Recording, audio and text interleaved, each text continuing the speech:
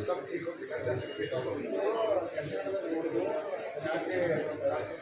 Surgeon साहब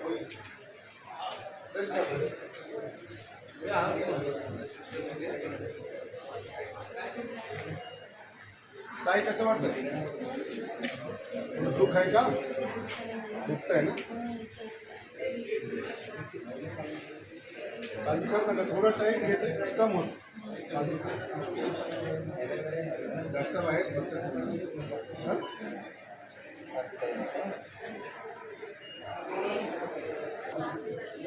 हां थोडा त्रास त्रास झाला नाही आराम आणलं. कसं वाटतं की त्याला येऊन गावाला आलो डॉक्टर साहब काय अकरा 12 आता 12 वाजता सर्जन साहेब इथेच आहेत बघा, तुमच्यासाठी वाट करून आले.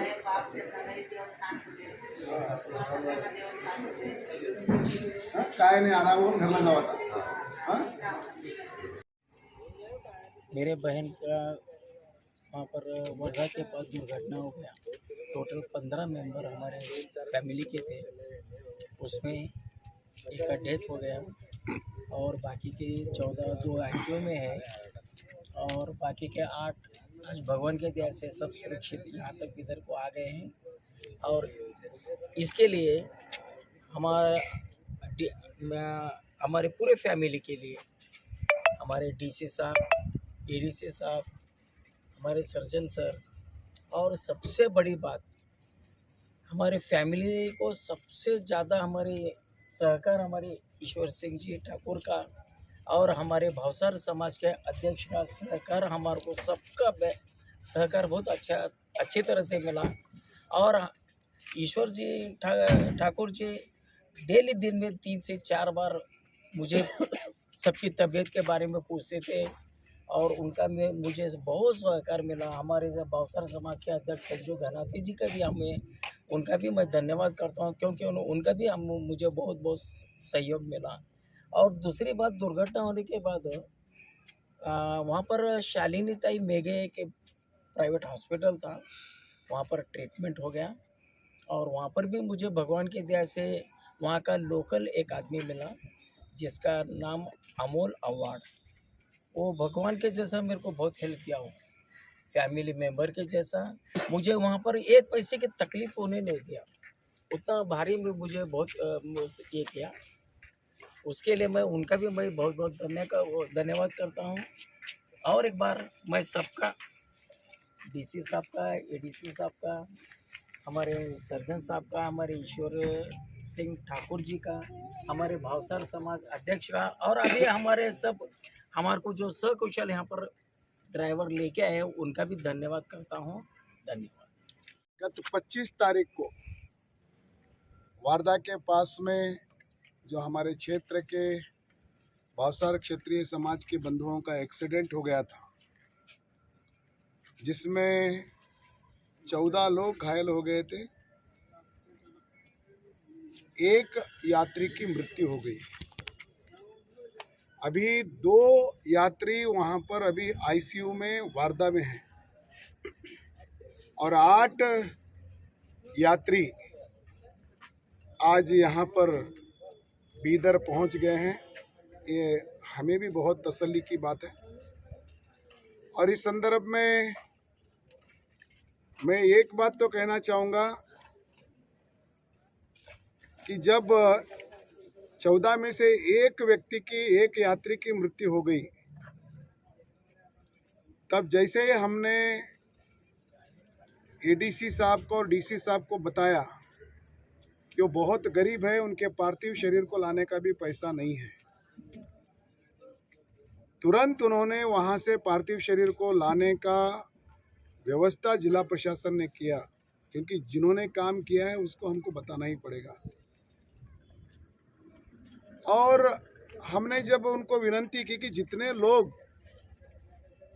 वहां पर अब एडमिट है उनको भी वापस लाने के लिए आप कदम उठाइए, ऐसे हमने विनती की, तो तत्काल में डीसी मैडम और एडीसी जिन्होंने 8 लोगों को लाने के लिए, मैंने डीएचओ जी को बताया कि 8 लोगों को सुरक्षित आपको लेके आना है, और उसके लिए 4 एम्बुलेंस की व्यवस्था उन्होंने करके यहाँ से एम्बुलेंस वर्धा को भेजी। और 4 ड्राइवर भाई भी यहाँ पर आए हैं जिन्होंने अपने यात्रियों को घायल अवस्था में सुरक्षित यहाँ पर ला करके ब्रिम्स में लाए हैं। इसलिए मैं बीदर की ओर से जिन्होंने भी डीसी साहब हो, एडीसी साहब हो, जिन्होंने मदद की है, उनका मैं बहुत बहुत धन्यवाद करता हूँ। और देखिए, रात में 12 बज रहे हैं, 12 के ऊपर हुआ है, लेकिन हमारे डिस्ट्रिक्ट सर्जन अहमद साहब यहाँ पर खड़े हैं। मैं कुंभ मेला के 2 बड़ी घटनाएं, एक लाड़गेरी के हमारे ही क्षेत्र के लोगों का एक्सीडेंट हो गया था, जब 6 लोगों की मृत्यु हो गई थी और 8 लोग घायल थे। जब घायल यहाँ पर आए तो घायल से पहले उनकी व्यवस्था, उनको कैसे ट्रीटमेंट किया जाए, इतने अच्छे तरीके से माने सर्जन जी ने किया था, क्योंकि जिन्होंने किया है उसको हमको जनता के सामने बताना ही पड़ेगा। और मैंने कहा कि आज 4 एम्बुलेंस के अंदर 8 यात्री लोग घायल अवस्था में बीदर आ रहे हैं। तो उन्होंने बताया कि नहीं, आप वहाँ पर खड़े हैं तो मेरी भी ड्यूटी बनती है। 4 ऑर्थोपेडिक्स डॉक्टरों को यहाँ पर व्यवस्था के लिए लगाए हैं। इसको बोलते हैं अपनापन, अपने लोगों के लिए काम करना, अपने लोगों के लिए सेवा करना। 4 ऑर्थोपेडिक्स डॉक्टरों को जो ड्यूटी किए हैं फिर भी उनको यहाँ पर लगाए हैं। मैं उनको भी बीदर की ओर से बहुत धन्यवाद देता हूँ। आज बड़ा आश्चर्य हो रहा है कि 2 मंत्री यहाँ पर हैं, एक उस्तुवारी मंत्री हैं और एक यहाँ के ही विधायक मंत्री हैं। लेकिन आज बड़े दुख के साथ कहना पड़ता है कि आज तक वारदा के घटना के बारे में, जो घटना हुई है उसके बारे में एक शब्द भी उन्होंने नहीं कहा है। इससे बड़ी दुखद बात और कोई नहीं हो सकती, क्योंकि प्रजा उनकी भी होती है जो चुनावित प्रतिनिधि होते हैं। लेकिन 25 तारीख को, देखिए 25 तारीख को एक्सीडेंट हुआ। 25 तारीख से लेकर के आज तक मैंने पत्रिका गोष्ठी करके भी बताया कि उनकी व्यवस्था के लिए दोनों मंत्रियों को बात करना चाहिए, लेकिन दोनों मंत्रियों ने इसके बारे में बात नहीं की। लेकिन एडमिनिस्ट्रेशन ने बहुत अच्छे से काम किया है। इस संदर्भ में आज तो कम से कम मुंह खोले और आकर के घायलों को देखे, उनकी परिस्थिति को देखे और अपना कर्तव्य निभाएं। इस प्रकार की बात मैं आपके माध्यम से दोनों मंत्रियों को कहना चाहता हूं। नहीं सर, लालगिरी के इसमें तो ईश्वर और यहाँ के ठीक है, क्योंकि वो ड्यूटी है, करना ही पड़ता है।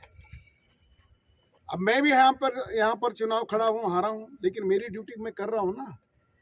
लालगिरी का भी इंसिडेंट हुआ तो मैंने तुरंत केंद्र के संगठन मंत्री माननीय संतोष जी से बात करके, वाराणसी में बात करके, वहाँ के जो मृत अपने यात्री हैं उनको भी लाने के लिए हमने काम किया है, और हमारे इंजूर्ड जितने थे उनको भी लाने का हमने काम किया है। हम ड्यूटी कर रहे हैं क्योंकि लोग हमारे ऊपर विश्वास रखते हैं कि हमारे तकलीफ के समय में लोग हमारे काम को आए। लालगिरी में एडमिनिस्ट्रेशन ने, उस समय में भी एडमिनिस्ट्रेशन ने, डीसी साहब ने और एडीसी ने बहुत अच्छे से रूल किया है। और मैंने बताया कि हॉस्पिटल में आने के बाद सर्जन जी ने भी अच्छा किया है, बहुत अच्छी व्यवस्थाएं की है। आज भी हम देख रहे हैं कितनी व्यवस्थाएं कर रहे हैं। जो करते हैं उनको ईश्वर सिंह उनका नाम लेता है, क्योंकि हम सही बोलने वालों में से, झूठ बोलना मुझे जन्म से ही आया नहीं और आगे भी हम झूठ नहीं बोलते। लेकिन उन्होंने किया है लालगिरी के घटना में, लेकिन ये भी दुर्घटना थी। लेकिन 25 तारीख से लेकर आज तक एक भी बयान, आप बताइए, मैं पत्रिका गोष्ठी करने के बाद तो किसी ने कहा है क्या? अच्छा, यहाँ के स्थानीय मंत्री ने कहा है क्या? नहीं किया। देखिए, ये इंसानियत की बात है कि हमारे प्रजा को, हमारे लोगों को, जो हमारी जनता है तकलीफ में है तो उसकी सेवा करना हमारी ड्यूटी बनती है। यही तो राजनीतिक जीवन है, सेवा करने का। ये बड़ा दुख की बात है। मैं आज तो उनसे विनती करता हूं कि पेशेंट आए हैं, यात्री यहाँ पर पहुँचे हैं, कम से कम उनको मुलाकात करें। और सरकार से जो गुजर गए हैं, अभी एक इतना गरीब आदमी गुजर गया है, मेरे ही गांव के कालेकर जो गुजर गए हैं, जिनके घर की परिस्थिति ठीक नहीं है, उनको परिहार देने का काम करें।